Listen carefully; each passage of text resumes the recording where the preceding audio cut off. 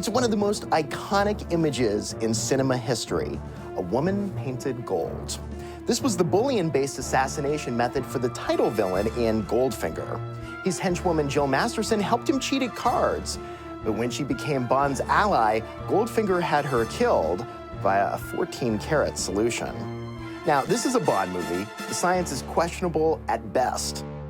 Bond later tells M that being painted gold caused Jill to die from skin asphyxiation.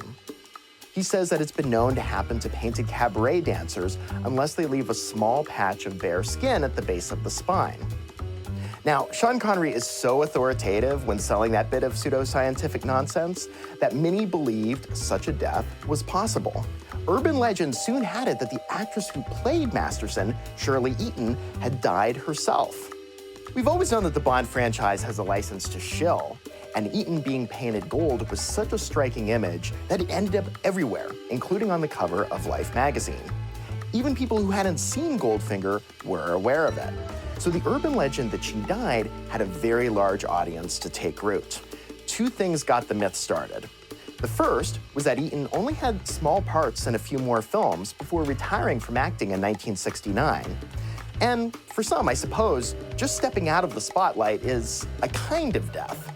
Skin asphyxiation was believed to be a possible fatal consequence of painting the skin in 1964. The second reason the myth got started is that people were genuinely worried you wouldn't get enough oxygen if you painted your skin. Bond was right when he said that cabaret dancers would leave part of their skin unpainted, fearing that clogged pores could prevent oxygen absorption. And while shooting Goldfinger, director Guy Hamilton and producer Albert Broccoli did have a physician on set to monitor Eaton during the scene. And part of her abdomen was left unpainted just in case. They then quickly worked to remove the paint once the camera stopped rolling, a process of scrubbing that took about an hour. No one died a paint-related death on the set of Goldfinger. Shirley Eaton is alive and well. She is now 81.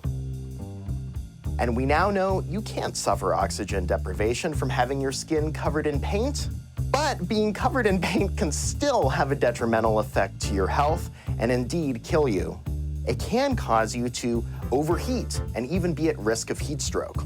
Plus, toxins in the paint could be absorbed into your skin, and there's always the risk of inhaling toxic fumes from the paint.